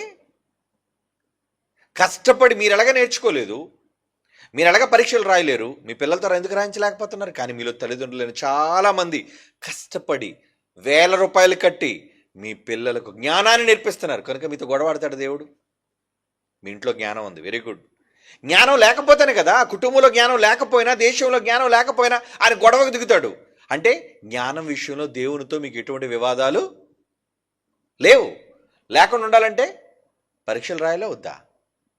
ఏమండి, రెసిడెన్షియల్ బైబిల్ కాలేజీలో పిల్లలందరూ వచ్చి ఎందుకంటే 6 నెలలు వాళ్ళు తపస్సు ఎందుకు చేస్తున్నారు? అక్కడ ఏం అవసరం? వాళ్ళ తల్లిదండ్రులకు డబ్బులు ఎక్కువైపోయా? లేదు. దేవునితో వారి కుటుంబాల వివాదాలకు బారిని చిక్కుకొనకుండా సమస్యలు పరిష్కరించుకోవాలి అంటే తమ పిల్లలకు జ్ఞానాన్ని నేర్పిస్తున్నారు. Very good. అందులో దేవుడికి వివాదం ఉండదు. లేదా గొడవకు దిగుతాడు ఆయన, వ్యాజ్యమాడుచున్నాడు యెహోవా. అంటే ఇలా తెలివిగా ఎక్కడెక్కడ ఏ విషయాల్లో మీరు దేవునితో గొడవలకు దిగుతున్నారు అనేది చూసుకోవాలి. ఇప్పుడు మరొక విషయంలో కూడా చూద్దాం, ఎలా మనిషి దేవునితో వ్యాజ్యానికి దిగిపోతున్నాడు అనేది. మలాకి గ్రంథం 3వ అధ్యాయం 8-9 వచనాలు. మలాకి గ్రంథం 3వ అధ్యాయం 8-9 వచనాలు. మానవుడు దేవుని యొద్ద దొంగిలినా, దేవుడి దగ్గర దొంగతనం చేస్తాడా మనిషి? ఎక్కడో పరలోకంలో దేవుడు ఉన్నాడు, నేను దొంగతనం చేయడం ఏంటి ఆయన దగ్గర అనుకోవచ్చు. అయితే మీరు నా యొద్ద దొంగిలితిరి. దేవుడు మీ మీద ఏమన్నారు? దొంగలరా మీరంతా అన్నాడు. మీరు ఎప్పుడైనా దేవుని దగ్గర దొంగతనం చేశారా? కింద చదివేస్తున్నారు, ఏమైనా నేనుగా దొంగతనం చేశాను, ఆ మాట నాకేమైనా వర్తిస్తుందని. మనలో చాలామంది దేవుని దగ్గర దొంగతనం చేసిన వాళ్ళు ఉన్నారు. ఏమిటి, దొంగతనం కేసు చాలా ప్రమాదకరమైంది సుమా. ఒకసారి పోలీస్ స్టేషన్లో దొంగగా కానీ మీరు కానీ ఆడవాళ్ళు కానీ మగాళ్ళు కానీ రిజిస్టర్ అయ్యారు అనుకోండి, కేసు ఎఫ్ఐఆర్ అయింది అనుకోండి, ఎక్కడ దొంగతనం జరిగినా ముందు మిమ్మల్ని ఫోన్ వస్తుంది మీకు. నిజంగా మీకు సంబంధం లేకపోయినా, నిజమండి. మీ ఇంటికి ఫోన్ వస్తుంది, ఎక్కడున్నావు? బాబు హైదరాబాద్లో ఉన్నాను. ముందు రా, వెంటనే ఎస్ఐ గారు పిలుస్తున్నాను నిన్ను. ఎందుకండి? దొంగతనం జరిగింది. నాకేం సంబంధం లేదండి. సంబంధం లేకపోయినా రావాలి, లేదంటే లోపల వేస్తాను నేను అంటాడు. పరిగెత్తుకొని వస్తారండి. అంటే ఒక్కసారి దొంగ అనే ముద్ర పడితే చాలా ప్రమాదం అండి. నిజమండి, దొంగ అనే ముద్ర పడకూడదు. ఇప్పుడు దేవుడి దగ్గర కూడా మనలో చాలా మందికి దొంగ అనే ముద్ర పడిపోయింది. ఎందుకట? దేవుని యొద్ద మీరు దొంగిలితిరి. మరి మీరు దొంగలు అంటున్నాడు దేవుడు. అప్పుడు దేవుడు ఏం చేసి కేసు పెట్టాడు మీ మీద. రే, ఈడు దొంగతనం చేశాడు. మగాళ్ళండి దొంగతనం చేస్తారు, మీ ఆడవాళ్ళండి ఉత్తమంలో ఉండి ఏ దొంగతనం చేయమంటారు? ఆడవాళ్ళు కూడా ఇందులో ఉన్నారు కనుక మీ మీద కూడా కేసు నమోదవుతుంది దేవుడి దగ్గర. ఇంతకీ ఏం దొంగతనం చేశారట? దేని విషయంలో మీరు నా యొద్ద దొంగిలితమని మీరందరూ, దేవుడు అది కూడా చెప్తున్నాడు. ఏమండి ఆ మాట చూడండి, దేని విషయంలో మేము నీ యొద్ద దొంగిలితమని మీరందరూ 10వ భాగము ప్రతిష్టార్పణలను ఇయ్యక దొంగిలితిరి, ఈ జనులందరూ నా యొద్ద దొంగిలిచునే ఉన్నారు, మీరు శాపగ్రస్తులై ఉన్నారు. ఆ రోజు ఇశ్రాయేలుకి దశంభాగం అనేది ఉంది కాబట్టి మీరు దశంభాగాలు ఇవ్వటం లేదు కదా. అంటే నాకు ఇవ్వలసింది మీరు ఇవ్వకపోతే దొంగలు, అంతే కదండి. ఆ రోజు ఇశ్రాయేలుకి దశంభాగాలు ఇవ్వాలనేది విధి. ఆ విధి ఇవ్వనప్పుడు దేవుడు ఏమంటున్నాడు, ఎవరెవరైతే దశంభాగాలు ఇవ్వలేదో మీరు దొంగలు అని ఇశ్రాయేలుకి ఆ రోజు ఎలా చెప్పాడో, మరి ఇప్పుడు మనకు దశంభాగం లేదు కదండి. దశంభాగం ఏంటి, ఇంకా చాలా ఎక్కువ ఇవ్వాలి. అంటే దేవునిది దేవునికి ఇవ్వాలి అనేది క్రొత్త నిబంధన. యేసుప్రభు చెప్పాడు, పన్నురోకు తీసుకురమ్మన్నాడు. దీని మీద ఎవరి బొమ్మ ఉంది, కైసరు బొమ్మ, కైసరికి ఇచ్చేయండి అన్నాడా, అని ఊరుకున్నాడా? లేదండి. అక్కడ ఇంకో మాట ఉంది, చదవండి ఎక్కడన్నాడు ఆ మాట. పన్నురోకు ఒకటి చూసి కైసరువి కైసరికి, దేవునివి దేవునికి ఇవ్వండి అన్నాడు. ఎక్కడ ఏమండి, మత్తయి సువార్త అంటాడు చూడండి. మత్తయి సువార్త 22వ అధ్యాయం 21వ వచనం. Very good. మత్తయి సువార్త 22వ అధ్యాయం 21వ వచనం. అందుకు ఆయన కైసరు కైసరికి ఇచ్చేయండి, దేవునివి దేవునికి ఇమ్మంటున్నాడు. ఏంటంటే దేవునికి కూడా ఇవ్వాల్సిన ఉన్నాయా? దేవునికి కూడా ఇవ్వాల్సిన ఉన్నాయా? మీరు దేవునికి ఇవ్వాల్సిన ఉన్నాయా? మీరు దేవునికి ఇవ్వాల్సినవి ఇవ్వకుండా ఒకవేళ మీ దగ్గర పెట్టుకుంటే మీరు దొంగలే. కేసు ఫైల్ అవుతుంది మీ మీద. లోక్ అదాలతులు తీర్చుకోవాలి. మీరు పరిష్కారం కావాలి అనుకుంటే, మాకే పరిష్కారం అక్కర్లేదంటారా, కేసుతోనే చచ్చిపోండి. కేసు మీ మీద ఉందంటే ఎప్పుడైనా మీకు సమస్యే. ఏమంటే చాలామంది దేశాన్ని విడిచిపెట్టి ఎందుకు వెళ్ళిపోయారు, కేసులు నమోదయ్యే గనుక. ఎప్పుడు అడుగు భూమి మీదకి వచ్చినా, అంటే భారతదేశ గడ్డ మీద అడుగు పెట్టినా అరెస్ట్ చేస్తారు పోలీసు వాళ్ళని. ఎందుకంటే ఇక్కడ చట్ట ప్రకారంగా నీ మీద కేసు నమోదైంది, నేను పట్టుకుంటారు ఏ మూలన ఉన్నా. అందుకే చాలామంది ఎయిర్పోర్ట్లో దొరికిపోతుంటారు, విమానం వెళ్ళే పోర్ట్స్లో దొరికిపోతుంటారు, సీ పోర్ట్స్లో, అలాగే రోడ్డు మార్గాల్లో దొరికిపోతుంటారు లోపలికి ప్రవేశిస్తున్నప్పుడు. ఏమండి, ఎందుకు? దొంగలు, నేరస్తులు. కేసు ఫైల్ అయింది, వాళ్ళకి సంబంధించి సమాచారం మొత్తం అంతా ఉంటుంది. అందుకే ఎందుకురా బాబు ఈ గొడవంతా, ఇక్కడ తప్పు చేస్తాడు, మరో దేశానికి పారిపోతాడు. మనం ఎక్కడికి తప్పించుకొని పోగలం? నువ్వు ఎవడ చచ్చినా భూమి మీద దేవుడి దగ్గరికి వెళ్ళాలి. మరి ఆయనతోనే వివాదం ఉంటే ఎక్కడ తప్పించుకెళ్ళిపోతావు? దేవుడు కళ్ళు కప్పేసి పారిపోతావా? పారిపోలేవే. మరి ఏం చేయాలి? పరిష్కరించుకోరా బాబు గొడవలు ఎందుకు దేవుడితో. దేవునితో వివాదాలు వద్దు. ఆయన పిలిచాడు ఆల్రెడీ, రండి పరిష్కరించేసుకుందాం, రండి, నీకు నాకు సమస్యలు ఏమైనా ఉంటే గొడవలు వద్దు నీకు నాకు. మరి పరిష్కరించుకోవడానికి మేము ఏం తప్పు చేయలేదని ఎంత ధీమాగా తిరుగుతున్నారేంటి మీరు? ఏమండి, మీరు తప్పు చేసి దొంగడు ఎప్పుడైనా పోలీసుడు కనబడగానే ఎవడు పరిగెడతారు చెప్పండి? పోలీసుడు కనబడగానే. అప్పుడప్పుడు చూడండి రైల్వే స్టేషన్లో దొంగలు ఎతుకుతుంటారు, వాళ్ళు హత్తకులు ఎతుకుతుంటారు, నేరం చేసేవాళ్ళు ఎతుకుతుంటారు. అందరూ మామూలుగా వెళుతుంటారు, నడుస్తుంటారు. కానీ కాకి డ్రెస్ కనబడగానే ఎవడు భయపడతాడు? ఏమంటే తప్పు చేసినాడు కదా భయపడతాడు, ఆడ పరిగెడతాడు. పరిగెట్టగానే పోలీసులు డౌట్ వస్తుంది, ఇదేంటి ఎవడో పరిగెట్టకుండా ఈడెందుకు పరిగెడతాడు నన్ను చూసి, అంటే ఈడు ఇందులో నేరస్తుడు అనమాట, పట్టుకుంటారా అంటాడు, అంతే దొరికిపోతారు. ఇలాంటివి ఎన్ని జరగట్లేదు అనుకున్నారు? మీకు తెలియకపోయినా మీ చుట్టూ ఉన్న సమాజంలో రోజు జరుగుతున్నాయి ఇలాంటివి, నిజం. అంటే మీరు పరుగులు పెట్టాలి వాళ్ళ దగ్గర నుంచి, ఎందుకంటే వాళ్ళ చట్టం నీ మీద అప్లై అవుతుంది. మరి దేవుని చట్టం, వాడు ఏ దేశస్థుడైనా ఇంకో దేశానికి పారిపోవడానికి అవకాశం లేదు. ఇంకో మండలానికి, ఇంకో గ్రహానికి ఎక్కడికి వెళ్ళిపోతావు విశ్వంలో? నీకు ఎక్కడికి వెళ్ళడానికి కూడా నీకేం తెలియదు. చచ్చాక ఆయన చేతిలోనే నువ్వు దొరుకుతావు. కనుక కేసు నువ్వేం చేసుకోవాలి? క్లోజ్ చేసుకో. నువ్వు దొంగోడు అని కేసు క్లోజ్ అయిపోయింది అనుకో, నువ్వు హంతకుడు కాదని కేసు ప్రూవ్ అయిపోయింది అనుకో, ఎవరు నేను పోలీసుని చూస్తే నీకు భయమా? నువ్వు కోరండి ఎదురెళ్ళి మాట్లాడదు, బాగున్నారండి అని. ఎందుకు? నీకే భయం లేదు, నీ మీద కేసు లేదు. మరి ఇప్పుడు మీ మీద కేసులన్నీ కోల్పోవాలంటే, పోగొట్టుకోవాలంటే మీరేం చేయాలి? ఏమండి, దేవునితో వ్యాజ్యాలు అన్నీ తీర్చేసుకోండి. దేవుడిచ్చిన లోక్ అదాలత్తుల వెంటనే దాన్ని సద్వినియోగం చేసుకోండి. మహాప్రభు నీ కాళ్ళ మీద పడిపోతున్నావు బాబోయ్, నీకు నాకు ఎన్ని గొడవలు ఉన్నది, కేసులన్నీ బయటకు లాగు. ఏంటి, మనిషి మీద చాలా కేసులు ఉంటాయి తెలుసండి. ఒక్కొక్కసారి ఒక దొంగను పట్టుకుంటే ఆడ బ్యాక్ హిస్టరీ అంతా తీస్తారండి. ఒక నేరస్తుడు ఒకడు ఎంతో నేరస్తుడిగా దొరుకుతాడు. ఆ నేరస్తుడిగా దొరకగానే టోటల్గా వాడు రికార్డు తీయగానే ఒక్కొక్కడి మీద 18, 20, 25, 30 కేసులు ఉన్నాడు కూడా ఉంటాడండి. తెలుసా మీకు? అంటే ఇన్ని ఎఫ్ఐఆర్లు ఉన్నాయి నీ మీద, ఇన్ని కేసులు ఉన్నాయి నీ మీద, ఇక నువ్వు బయటికి రావురా, నీకు లోపలికే. ఒక కేసుకి ఎంత తలపోటు ఉండి నువ్వు పరిగెడుతుంటే దేవుడితో నువ్వు ఎన్ని కేసుల్లో నువ్వు దొరికిపోయావు. దేవుడు అంటున్నాడు, మీరు నా యొక్క దొంగిలారు, మీరు నా దగ్గర దొంగతనం చేశారా. పాత నిబంధనలో కదా ప్రభా దశంభాగం ఇప్పుడు మేము ఇవ్వాల్సిన లేదు కదా, మరి ఎంత ఇవ్వాలి, నీకు ఉన్నది అంత ఇచ్చేయాలరా. దేవునివి దేవునికి ఇవ్వాలి, మరి దేవుడికి మేము ఏమివ్వాలి? మీ శరీరమును సజీవ యాగముగా దేవునికి సమర్పించుకుని. రోమపత్రిక 12వ అధ్యాయంలో అన్నాడా, మిమ్మల్ని మీరే దేవునికి సజీవ యాగంగా, చచ్చిపోయిన తర్వాత శవాన్ని చచ్చికి తీసుకెళ్ళిపోవడం కాదు, ఏమండి, సజీవ యాగంగా మీ శరీరములను దేవునికి సమర్పించుకోండి. మీతో పనుంది. అంటే మీరు బ్రతుకుంటుండగా మీకు మీరే దేవునికి అర్పణ కావలసి ఉండవలసిన వారై ఉండగా, ఒకవేళ మీరు దేవునికి అర్పణ కాకపోతే, దేవునికి మీరు చేయాల్సిన విధులు ధర్మాలు పద్ధతులు మీరు చెయ్యకపోతే దొంగతనం చేసినట్టే. ఎగ్జాంపుల్ చెప్పమంటారా? 24 గంటలు ఎవరిచ్చారు మీకు టైం? ఒక రోజులో 24 గంటల టైం ఎవరిచ్చారు చెప్పండి? దేవుడు, అంతే కదా. మీ బ్రతుకాలంలో 60-70 సంవత్సరాల ఆయుష్కాలం ఎవరిచ్చారు చెప్పండి? దేవుడే. ఊపిరి పెట్టింది ఆ దేవుడే, అవునా? మరి టైం దేవుడు ఇచ్చినప్పుడు దేవుడి దగ్గర రావడానికి, దేవుడి పని చేయడానికి నువ్వు టైం పాటిస్తున్నావా? టైం మీలో చాలామందికి బాధ కలగవచ్చు, వచ్చిన వాళ్ళకి. రానోళ్ళు అంటే వాళ్ళు ఎలాగా దొంగతనం చేస్తారు దేవుడి దగ్గర నుంచి టైం. ఏమండి, ఇంకా మీరు అదృష్టవంతులు, బాబోయ్ టైం ఇచ్చేసావు, అంత టైం అంతా అయిందే.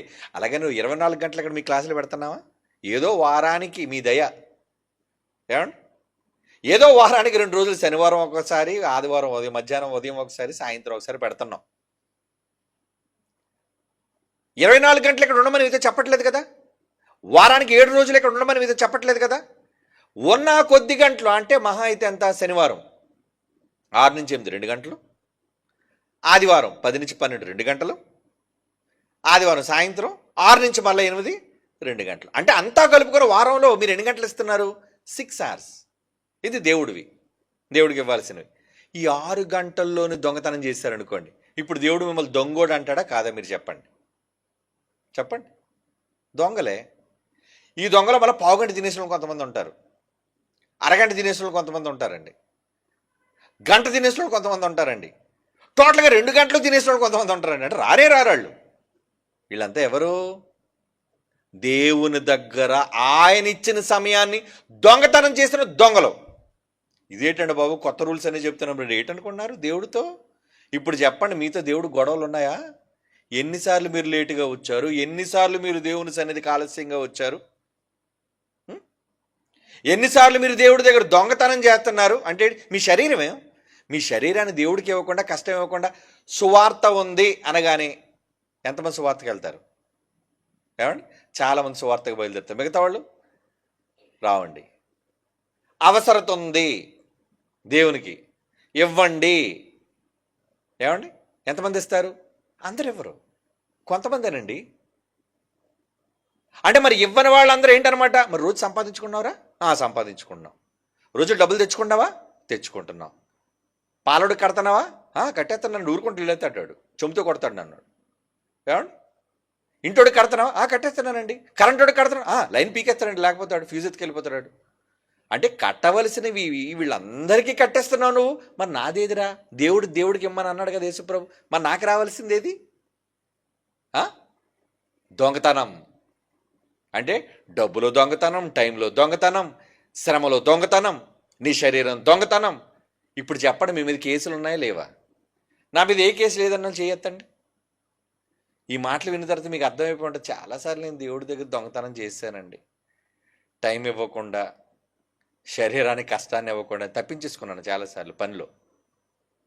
అంటే మరి ఇన్ని కేసులు మీ మీద నమోదైపోయినప్పుడు మీరు దేవునితో రాజీ పడిపోలే వద్దా? చెప్పండి. దేవునితో సమాధాన పడిపోలే వద్దా? లోక్ అదాలత్ పెట్టినప్పుడు ఆయన ముందుకు వెళ్ళిపోయి, మహాప్రభు తప్పు అయిపోయింది మన్నించిపోవు అని ఆయన చుట్టూ తిరగాల వద్దా? తిరిగితే ఆయన ఏమన్నాడు? రండి పరిష్కరించేసుకుందాం, గొడవలు ఏమైనా ఉంటే క్లోజ్ చేసేస్తాను నీ మీద ఉన్న కేసులన్నీ. ఎంత గొప్ప అవకాశాన్ని దేవుడు ఇచ్చిన తర్వాత కూడా మనుష్యులు విర్రవీగి తిరుగుతున్నారంటే ఏమనుకోవాలి చెప్పండి? అంటే ఇప్పుడు నమ్మిన క్రైస్తవుల మీద ఇన్ని కేసులు ఫైల్ అయిపోతుంటే నమ్మని వాడి మీద ఎన్ని కేసులు ఫైల్ అవుతాయి మీరు ఇప్పుడు ఆలోచించండి. అండ్ ఒక్కొక్కడి మీద ఎన్ని కేసులు, భారతదేశంలోనే 5 కోట్ల కేసులు ఉన్నాయి, ఇంకా తేలన్నాయి కోర్టుల్లో. 5 crores, 5 కోట్ల కేసులు పెండింగ్లో ఉన్నాయి. అంటే ఒక్కొక్క మనిషి మీద ఎన్ని వేల కేసులు ఉన్నాయో ఆలోచించండి మీరు. మనం చేసే ప్రతి తప్పు ఇది తప్పు అని మనం అనుకోకుండానే తప్పుగా మన మాటలో, మన క్రియలో, మన పనిలో, మన నిర్లక్ష్యంలో దేవుని దగ్గరే దొంగతనం చేస్తున్నాం. మనం దశంభాగం ఇవ్వకపోతున్న దొంగతనం అనేసాడు ఆయన. మరి నువ్వు చేయాల్సిన ధర్మాలు దేవుని పట్ల నువ్వు చేయవలసింది చేయకుండా పోతే నువ్వు దొంగవు కాక ఎవరు? నువ్వు తప్పించుకు తిరుగుతున్న వాడిని ఏమంటారు? ఎత్తుకెళ్ళిపోయినాడు ఏమంటారు? నా దగ్గర నుంచి నువ్వు డబ్బు ఎత్తుకెళ్ళిపోయావు, నా దగ్గర నుంచి నువ్వు ఆరోగ్యాన్ని ఎత్తుకెళ్ళిపోతున్నావు, నా దగ్గర నుంచి నువ్వు ఆయుష్కాలాన్ని ఎత్తుకెళ్ళిపోతున్నావు, నా దగ్గర నుంచి రోజుకి 24 గంటలు ఎత్తుకెళ్ళిపోతున్నావు, 6 గంటలు ఇవ్వలేవురా నాకు ఏమండి? కానీ దేవుడు తలుచుకుంటే 6 గంటలేంటి, 6,000 గంటలైన మంచం మీద పడుకోబెట్టగలడు తెలుసా? తీరని రోగం వచ్చేసింది అనుకో, ఏం చేస్తావు? ఏం చేయాలి చెప్పండి? హాస్పిటల్ అడ్మిట్ చేసి మన డాక్టరు మంచం మీద పడుకోబెట్టండి, 3 నెలల వరకు ఇతనికి నో రిలీజ్ అన్నాడు అనుకోండి, ఏం చేస్తావు అప్పుడు? నువ్వు తప్పదు. తప్పు చేసిన తర్వాత పోలీసుడు పట్టుకొని లోపలేసాడు అనుకోండి, నువ్వు బయటకు వచ్చేయగలవు గోడ దూకి? అంత సాహసం చేయలేరులేండి. మనుషులకి భయపడిపోతున్నప్పుడు దేవుని విషయంలో భయం ఉందా చెప్పండి? మనకు భయం ఉందా? ఎంత ధైర్యంగా నిబ్బరంగా ఉన్నాడు మనకి. నాకు దేవుడితో గొడవ ఏంటండి, ఎవడైనా నాతో గొడవ పెట్టుకోవాలి కానీ దేవుడితో నాకు గొడవ ఏంటి అనుకుంటున్నావా? రాత్రికి ఒకసారి ఇంటికి వెళ్ళి ఆలోచించండి, మీ మీద ఎన్ని కేసులు ఉన్నాయో. పరిష్కారం కూడా చెప్తాను మీకు. వెంటనే మీరు సమస్యను పరిష్కరించేసుకోవాలి దేవునితో. సమస్యలు వద్దు. అలా ఒకవేళ ఉంటే శాపగ్రస్తులు అని ఇప్పుడే మనం చదువుకున్నాం మలాకి 3:8-9. ఏమండి? యెషయా గ్రంథం 41:21. యెషయా గ్రంథం 41:21. వ్యాజ్యమాడుడని యెహోవా అనుచున్నాడు. దేవుడు అన్నాడు, రండి రండి రండి, గొడవ కాడండి, రండి నాతో గొడవకు రండి. వ్యాజ్యమాడుడని యెహోవా అనుచున్నాడు, మీరు రుజువు చూపించడని యాకోబు రాజు చెప్పుచున్నాడు. ఏంటి రుజువు? నువ్వు అక్కడికి వెళ్ళి డబాయించేసావు అనుకో, ముందు పోలీసు అడిగితే, ఏరా దొంగతనం చేసావా? లేదయ్యా, నేను దొంగతనం చేయలేదయ్యా అంటాడు. వీడు కొట్టేశాడు గాజులు ఇంట్లోని, అమ్మగారు బంగారు గాజులు కొట్టేశాడు వీడు. కానీ అడిగాడు అనుకోడు పోలీసుడు, ఏమంటాడు? ఏ దొంగడైనా, అబ్బే నేను ఎప్పుడు తీయలేదండి, అసలు మా ఇంట వంట అలాంటి దొంగ బుద్ధులు లేవండి అంటాడు. ఏమంటే అప్పుడు ఏం చేస్తాడు? మర్యాదగా అడుగుతున్నాను చెప్పరా? లేదండి బాబు అంటాడు. అప్పుడు పోలీసుల ట్రీట్మెంట్ వేరేగా ఉంటుంది. ముందు సాఫ్ట్గా ఒక రౌండ్ వేస్తారు లోపల తీసుకెళ్ళి, ఏమండి, మెత్తగా. కొంతమంది గట్టోళ్ళు ఉంటారు కదండి, దానికి నిలబడిపోతారండి. పర్లేదులే 2-3 దెబ్బలు ఏవైతే ఉంది, కాలు పట్టదు, బాబోయ్ నేను ఎప్పుడు చేయలేదండి బాబు నన్ను అంటే ఇటు కొట్టినా చెప్పడు దొంగడు, వీడు కొట్టినా చెప్పరండి. అప్పుడు ఏం చేస్తుంది తెలుసా అండి? అరెడి ఒంటి మీద బట్టలన్నీ తీసేసి తల క్రిందలుగా కట్టేయండి అంటాడు. కట్టేసి ఏం చేస్తారు? ఒక చక్కటి ఐస్ రప్పించండి, ఫ్రిడ్జ్ వాటర్లో ఐస్ కాదు అది, ఐస్ చక్కగా బెడ్ రప్పించి నీకు బట్టలన్నీ తీసేసి ఐస్ మీద జాగ్రత్తగా పడుకోబెట్టి, ఏమండి 2 నిమిషాలు కాదు కదా, 1 నిమిషమే ఐస్ ముక్క నీ చేతిలో పట్టుకోలేవు, నీ ఒంటి మీద బట్ట లేకుండా ఐస్ మీద పడుకోబెడితే ఉండ కుయ్యో ముర్రో అంటుంటావు నువ్వు అక్కడ. ఆ తర్వాత ఏం చేస్తారు? అరికాల మీద కొడతారండి. పోలీసు వాళ్ళ రకాల ట్రీట్మెంట్లు వేరేగా ఉంటాయండి, ఎందుకంటే చాలా సున్నితంగా ఉంటుంది అక్కడ, సెన్సిటివ్ ఏరియా అది. అక్కడ కానీ దెబ్బ తగిలితే మనకి మొత్తం మన తాత ముత్తాతలు అందరూ కనబడుతుంటారు చూడకపోయినా. అలా ట్రీట్మెంట్ చేస్తారు.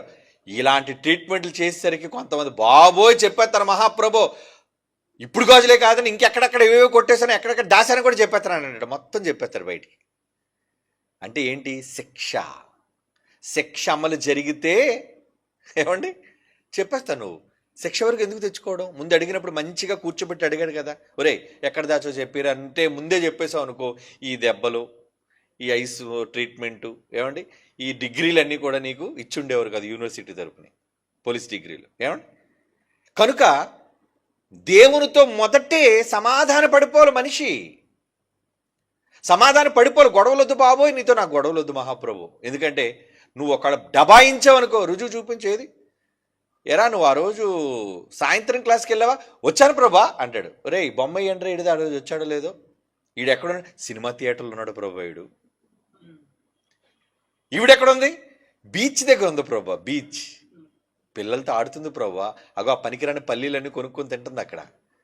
ఏమండి ఆ కాల్చిన ఏమంటారు దాన్ని, మొక్కజొన్నలు తింటుంది ప్రభా. నిమ్మకాయ మరి రాయమంటుంది ప్రభా. గొడవ పెట్టుకుంటుంది దాంతో. అదొక రూపాయి తగ్గించినది దాంతో గొడవ పెట్టుకుంటుంది ప్రభా. ఊరుకుంటాడు దేవుడు? ఆ టైంలో క్లాస్ కదా. అవును ప్రభు ఆ క్లాసు. మరి ఇల్లేని డబాయిస్తున్నావేంటి? సారీ ప్రభు తప్పు అయిపోయింది. పోనీ 8 గంటల తర్వాత నువ్వు బీచ్కి వెళ్ళిపోవచ్చు కదా. ఏమండి ఉదయం వరకు నేను ఎవరైనా ఆపుతారా? లేదు కదా. అంటే మనిషి దేవుని దగ్గర తప్పించుకోవడానికి చేసే ప్రయత్నాలు. అందుకే అన్నాడు, రే రుజువు చూపించరా. నువ్వు రుజువు చూపించు, నువ్వు ఎక్కడున్నావు? దేవుడు అంటున్నాడు చూడండి, వ్యాజ్యమాడుడని యెహోవా అనుచున్నాడు, మీ రుజువు చూపించడని యాకోబు రాజు చెప్పుచున్నాడు. ఆయనతో గొడవ పెట్టుకుంటే ఎలాగండి? ఒప్పేసుకోవాలి కానీ. పెద్దోళ్ళతో గొడవ ఆడితే పోలేండి దేవుడు. చిన్నపిల్లలు మేము అందరం బతికిపోయి అనుకుంటారు చిన్నపిల్లలు చాలామంది. అవునా? ఎవరిని విడిచిపెట్టాడు ఆయన. ఆయనకి పెద్ద లేదు చిన్న లేదు, అందరూ ఆయన పిల్లలే కదా. ఇంకో మాట చూడండి ఇప్పుడు, యెషయా గ్రంథం. ఏమండి యెషయా గ్రంథం, క్షమించండి, ఇర్మియా గ్రంథం 2వ అధ్యాయం 9వ వచనం.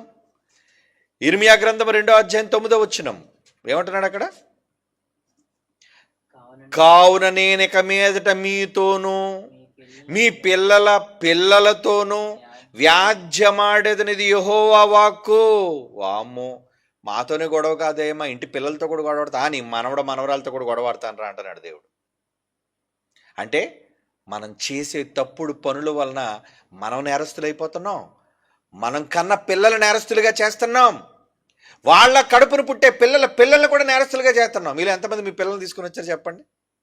రారు. ఎందుకు వస్తారు? అమ్మ ఈరోజే మిస్ అయిపోయినండి నా పిల్లలు లేకుండా,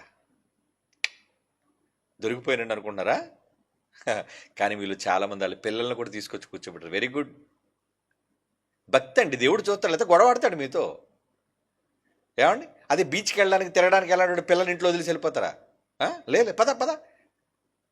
ఎక్కడైనా ఫంక్షన్ భోజనాలు అనుకోండి, మొత్తం సకుటుంబ సపరివార సమేతం అంటారు. మళ్ళాన రెడీ అయిపోయి మరి వెళ్ళిపోతారు. అవసరమైతే ఉన్న ఇరుగు పొరుగులు కూడా తీసుకొని వెళ్ళిపోతారు. ఎందుకంటే కానా భోజనం మనకు దొరుకుతుంది. ఇలాంటి దగ్గరికి రెడీ కుటుంబంతో వెళ్ళిపోవడానికి. దేవుడి దగ్గరికి మాత్రం అసలు మా కుటుంబమే లేదు ప్రభువా, లేకుండా చేసేస్తాడు కుటుంబాన్ని.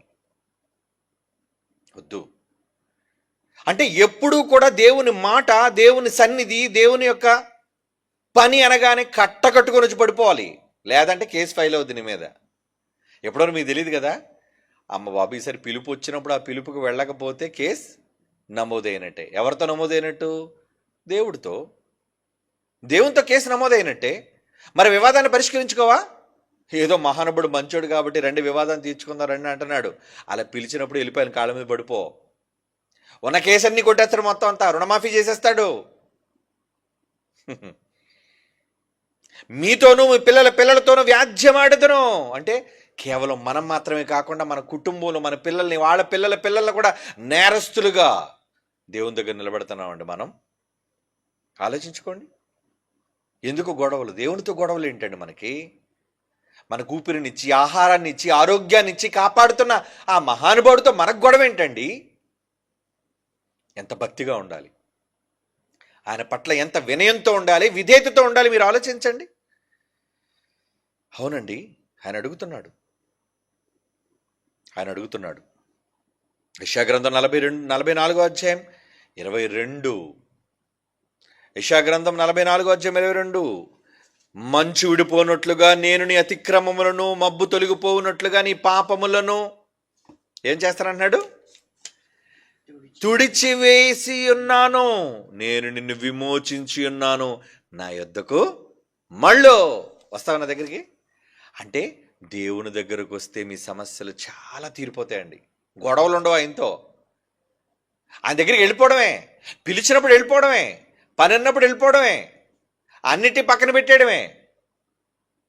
ఆయన చెప్తున్నాడు చూడండి. నా మాట కాదు కదా ఇది. ఏంటి మీకోసం నేను రాసుకొచ్చాను ఏంటి ఈ మాట? లేదు కదా.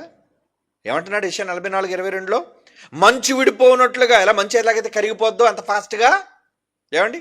నీ అతిక్రమములు, నువ్వు చేసిన తప్పులు ఏవైనా కానీ, నీ అతిక్రమలు మబ్బు తొలగిపోనట్లుగా, మబ్బు ఎలాగైతే ఆకాశం అలా కనబడి వెంటనే పొగలా విడిపోద్దో అలా విడిపోనట్లుగా, తొలగిపోనట్లుగా నీ పాపములను తుడిసివేసి ఉన్నాను.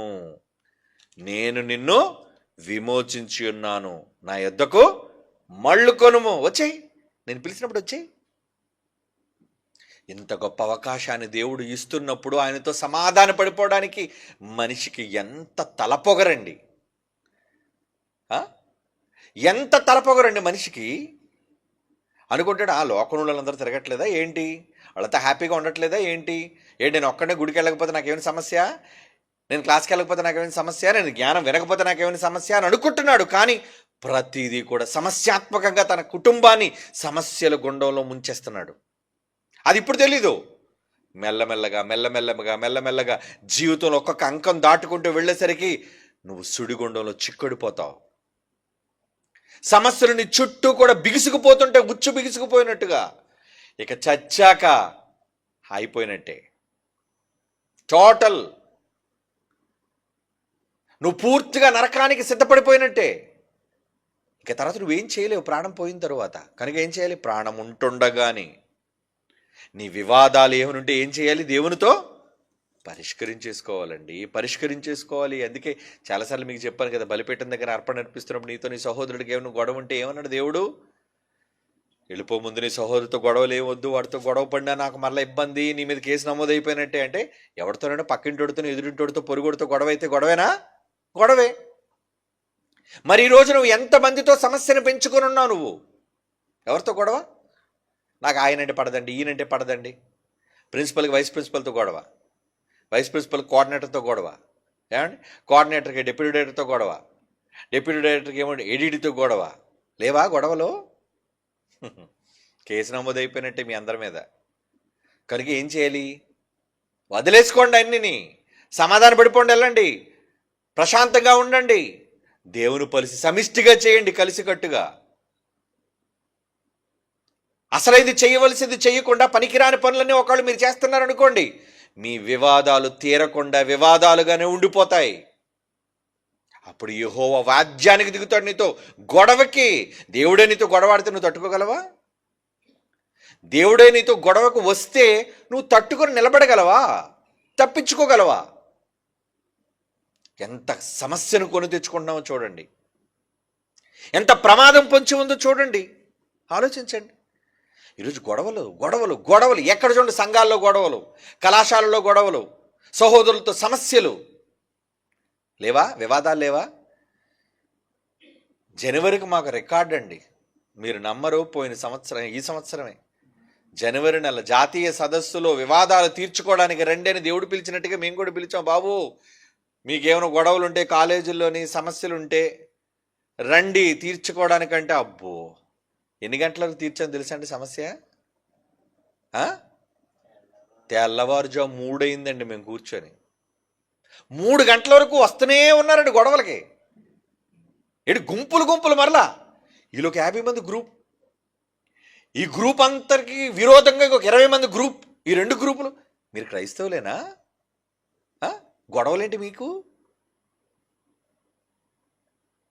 ఇటుపక్క కూర్చోబెట్టేవాళ్ళు ఉండి వాళ్ళని ఆ ఎల్లో బిల్డింగ్లో కూర్చోబెట్టి, మాకు నిద్ర లేదండి, అర్ధరాత్రి 3 అవుతున్నా గొడవలు గొడవలు గొడవలు గొడవలు. దేవుడు అంటున్నాడు బైబిల్లో, ఏమంటున్నాడు దేవుడు చూస్తారా? 1 కొరింథీ పత్రిక 6వ అధ్యాయం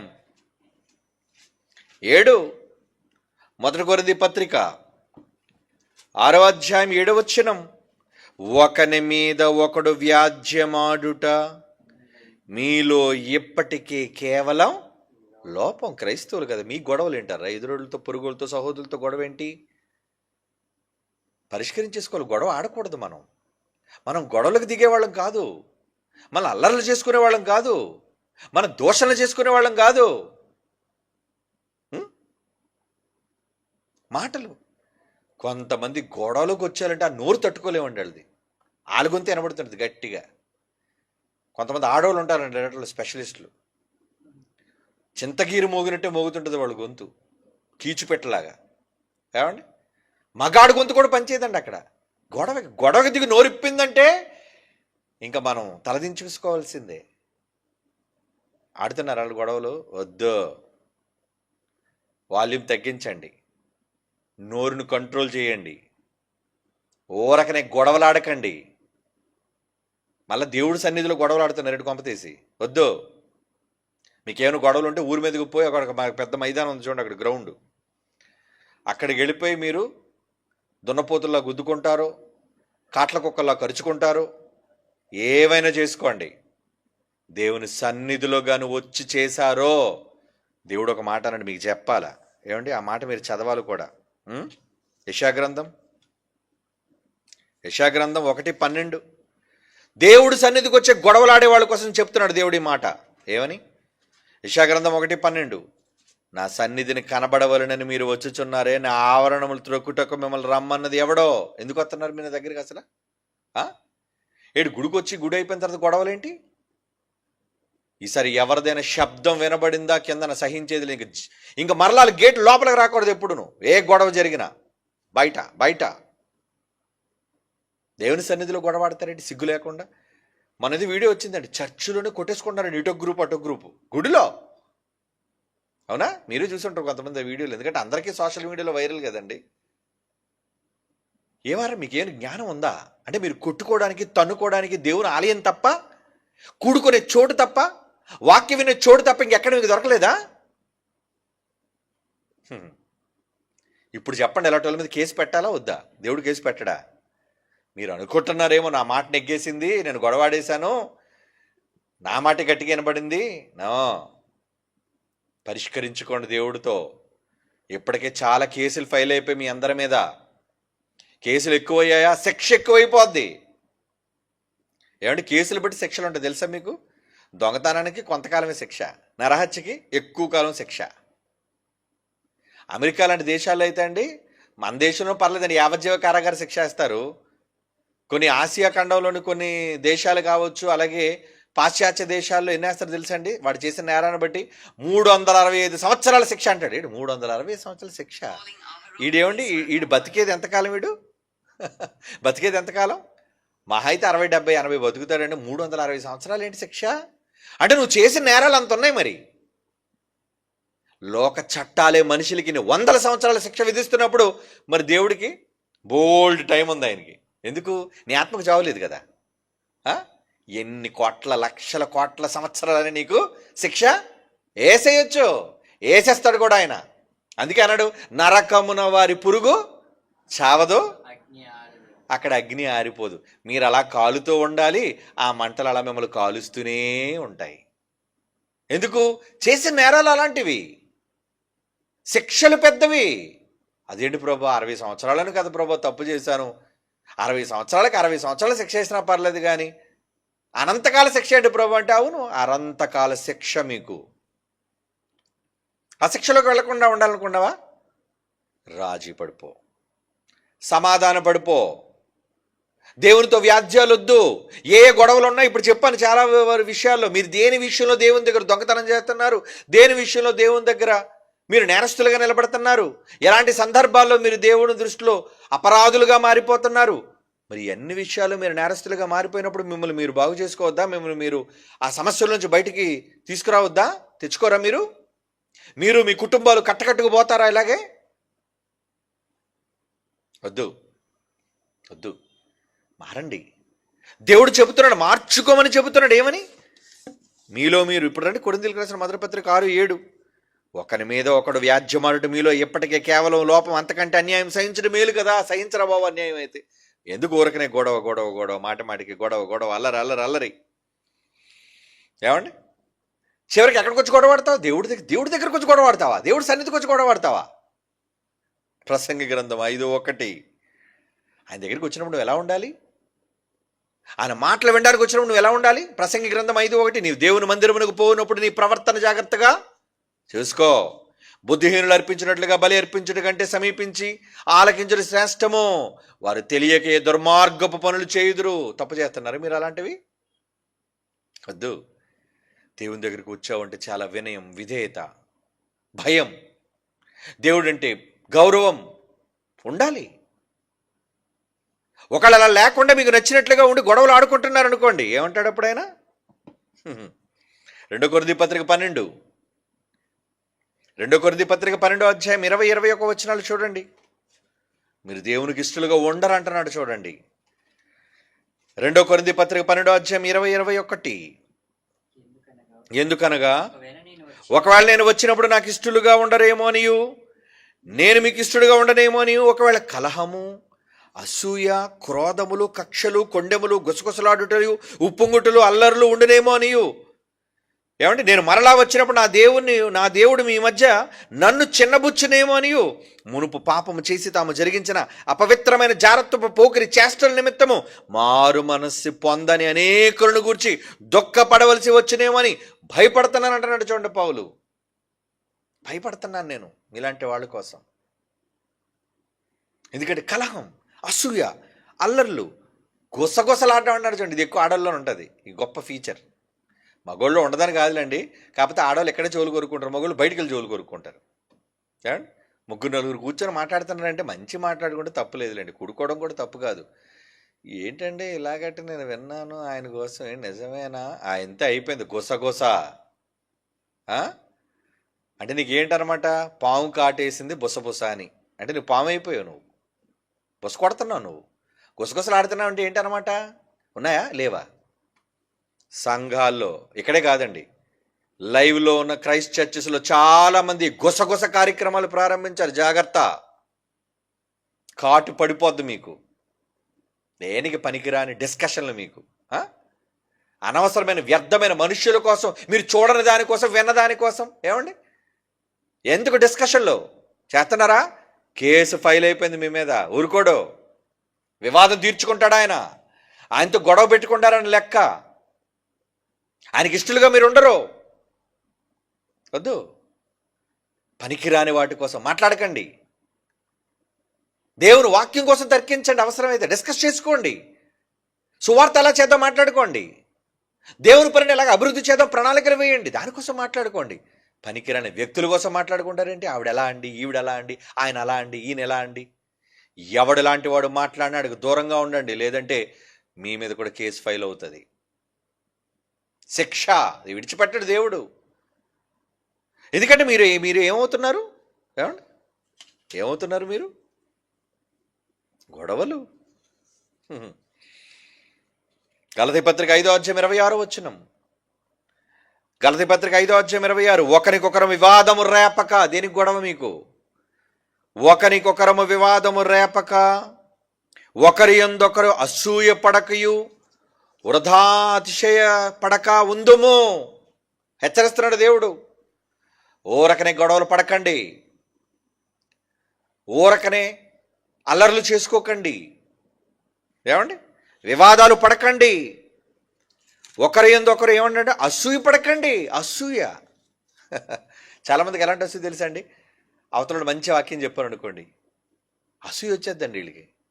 నీకన్నా మంచి వాక్యం చెప్పినప్పుడు సోదరి కానీ సోదరుడు కానీ, వెరీ గుడ్ నాన్న, మంచి వాక్యం చెప్పు, అమ్మ వెరీ గుడ్ తల్లి, చాలా బంగారు వాక్యం చెప్పు అన్నను. బయటికి నవ్వుతాను, లోన తిట్టుకోవద్దు.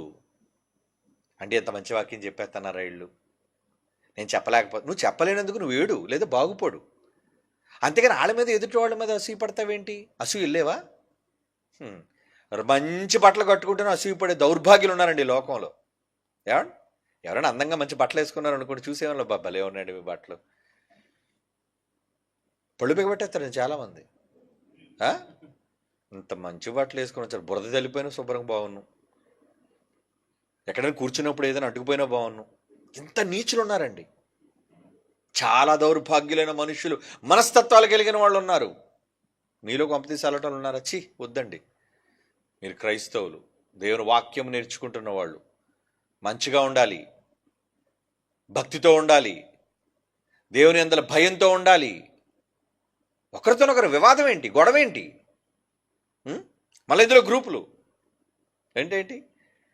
కాకుల గ్రూప్ అంతా ఒక దగ్గర ఉన్నట్టు, ఏమండి, రామచిలకల గ్రూప్ అంతా ఒక దగ్గర ఉన్నట్టు, పందుల గుంపు అంతా ఒక దగ్గర ఉన్నట్టు, కుక్కల గుంపు అంతా ఒక దగ్గర ఉన్నట్టు, మళ్ళీ ఇందులో గుంపులు, మళ్ళీ ఈ గుంపు ఆ గుంపుతో కలరు.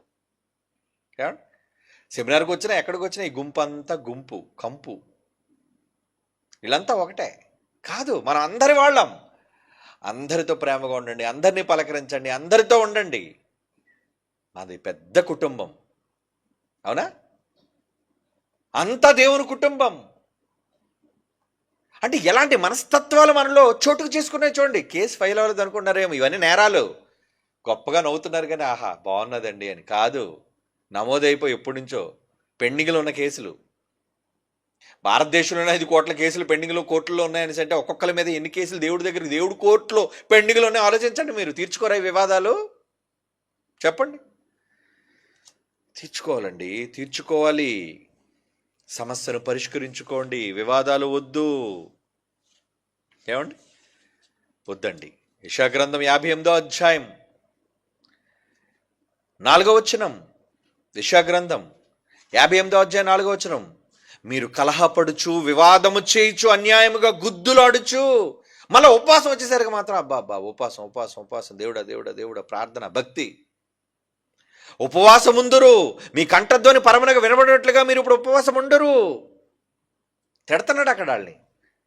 బయటంతా గొడవలు చేసి, అల్లర్లు చేసి, అందరితోని విరోధాలు తెచ్చుకొని, గుసగుసలాడి, చెడ్డమాటలని మాట్లాడి, ఇక్కడికి వచ్చి ముసుగేసావేంటి?